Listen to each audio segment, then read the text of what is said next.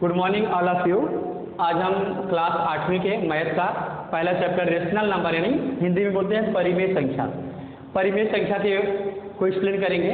तो परिमेय संख्या जानने से पहले कुछ संख्या हम लिखते हैं इसमें, जैसे प्राकृतिक संख्या और पूर्ण संख्या। तो प्राकृतिक संख्याएं ऐसी संख्याएं जो 1 से प्रारंभ होती है और अनंत तक जाती है, उसे हम प्राकृतिक संख्या कहते हैं। प्राकृतिक संख्या का एग्जाम्पल हम यहाँ देते हैं एग्जाम्पल के रूप में।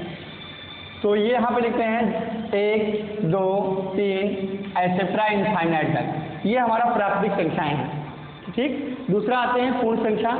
ऐसी संख्याएं जो 0 से प्रारंभ होकर अनंत तक जाती हैं उसे हम पूर्ण संख्या कहते हैं। जैसे एग्जाम्पल के रूप में 0, 1, 2, 3 एसेट्रा ऐसे, ये हमारा पूर्ण संख्या है। अब प्राकृतिक संख्याएं क्या होती परिमेय संख्याएं क्या होती हैं?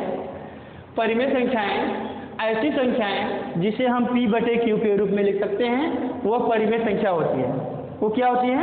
परिमेय संख्या। P/Q के रूप में लिखना परिमेय संख्या होती है, लेकिन Q का मान जो 0 नहीं होना चाहिए। Q का मान क्या हो? 0 नहीं होना चाहिए। चलिए, जैसे हम यहाँ पे लिखते हैं परिमेय संख्या में जैसे आ जाए 0 एक परिमेय संख्या है। 0 एक परिमेय संख्या है। हम इसे P/Q के रूप में लिख सकते हैं। P/Q के रूप में लिख सकते हैं, यानी 0/1। 0/1 क्या है? P/Q के रूप में है।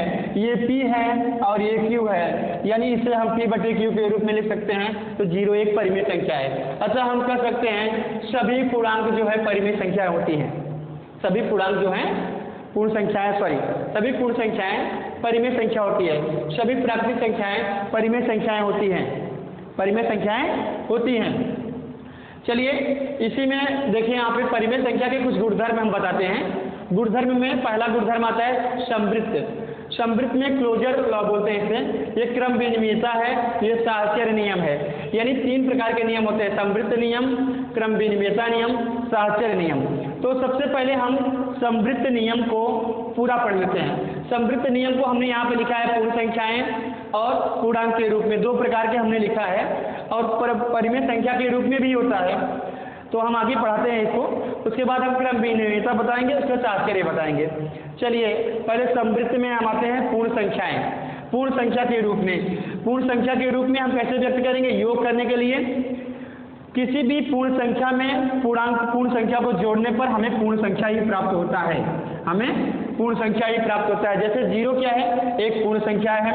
0 में हमने एक 5 जोड़ा, 5 क्या है? पूर्ण संख्याएं हैं। तो पूर्ण संख्याओं में पूर्ण संख्या जोड़ने पर हमें पूर्ण संख्या ही प्राप्त होती है। यह योग समवृत्त का नियम है। किसका? योग समवृत्त का नियम है, यानी पूर्णांक का नियम होता है। व्यवकलन में आते हैं, यानी व्यवकलन माने घटाना होता है। क्या होता है? घटाना। जैसे हम लिखते हैं यहाँ पे 5 - 7, 5 में से 7, यानी छोटी संख्या से बड़ी संख्या को घटाएंगे।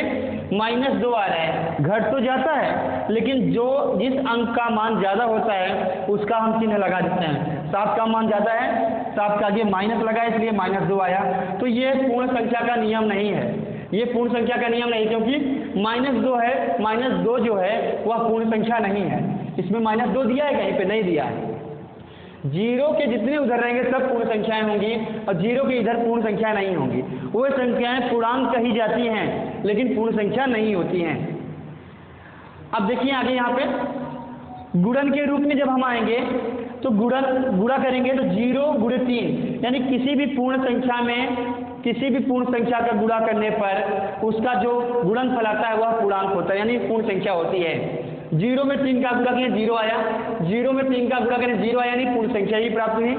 0 में किसी भी संख्या का गुणा करोगे या 2 में 3 का गुणा करोगे 6 आएगा, तो 6 भी एक पूर्ण संख्या होगी, इसलिए इसका गुणन जो है समवृत्त पूर्णांक नियम होगा। भाग में देखिए यहाँ पे हम लिखते हैं 5/8। 5/8, 5/8 पूर्ण संख्या नहीं है, क्योंकि जानते जब हम भाग देंगे ये 0 के इधर दशमलव के इधर आ जाएगा। ठीक, इसलिए यह पूर्ण संख्या में नहीं है। समझ में आया? अब आगे हम चलते हैं इसमें पूर्णांक के रूप में। पूर्णांक क्या होता है? पूर्णांक ध्यान देना, पूर्णांक 2 प्रकार के होते हैं, धनात्मक पूर्णांक और ऋणात्मक पूर्णांक। 0 के बाएं साइड में जितने भी अंक लिखे जाते हैं, जीरो के बाएं साइड में जितने भी अंक लिखे जाते हैं उसे हम ऋणात्मक पूर्णांक बोलते हैं, और दाहिने साइड में जितने अंक लिखे जाएंगे उसे हम धनात्मक पूर्णांक के नाम से जानते हैं। तो यहाँ पे हम लिखते हैं -1, -2, -3, -4। तो ये सब पूर्णांक हैं। क्या है? ये सब पूर्णांक हैं। तो यहाँ पूर्णांक को दिखाते हैं। देखें यहाँ पे जैसे 0 लिखेंगे -1, -2, -3, -4। अब इधर 1, 2, 3। तो ये सब माइनस पूर्णांक है, ये सब धनात्मक पूर्णांक है। ये ऋणात्मक पूर्णांक, ये धनात्मक पूर्णांक, और बीच में जो 0 आता है वह पूर्ण संख्या हो जाती है। तो यानी हम धनात्मक पूर्णांक को पूर्ण संख्या कह सकते हैं, लेकिन ऋणात्मक पूर्णांक को पूर्ण संख्या नहीं कह सकते। चलिए आगे, इसमें योग करेंगे तो 6 -6 धन 5। ध्यान देना, -6 धन 5 करेंगे। -6 एक पूर्णांक है, क्या? ऋणात्मक पूर्णांक है। धन 5 जो है धनात्मक पूर्णांक है। दोनों का जब हम योग करेंगे तो -1 आएगा, यानी पूर्णांक आएगा। क्या आएगा? पूर्णांक आएगा। तो व्यवकलन में देखिए यहाँ पे 7 में -5 घटाएंगे 2 आएगा, ये भी पूर्णांक हुआ, धनात्मक पूर्णांक आएगा। और 5 में -7 को घटाएंगे ऋण 2 आएगा, ये भी पूर्णांक में आएगा। यानी पूर्णांक में ये समवृत्त पूर्णांक के नियम को पालन कर रहा है।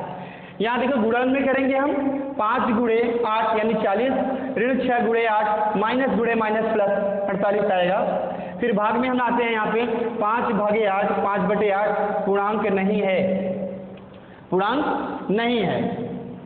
इसी प्रकार से क्रम विनिमेयता में आते हैं। जैसे कहीं लिखा रहे a प्लस कोष्टक में b प्लस c, ऐसा, तो उसको हम क्रम विनिमय यानी क्रमों का विनिमय करते हैं। हम इसको ऐसा भी लिख सकते हैं a plus b plus c, ऐसा भी लिखा जा सकता है। तो ये क्रम का विनिमय होता है। क्रम का विनिमय हम करते हैं इस प्रकार से। जैसे यहाँ पे हम ऐसे कोई अंक लिख देते हैं 2 धन कोष्टक में ऋण 4 धन 3, ऐसा। तो क्रमों का विनिमय भी हम कर सकते हैं 4, यानी हम इसको ऐसे भी लिख सकते हैं 2 ऋण 4 कोष्टक में बनाते ऐसे ऋण 3, ऐसा, सॉरी धन 3। इस प्रकार से हम क्रम का विनिमय कर सकते हैं, क्रमों का विनिमय हम कर सकते हैं। ओके।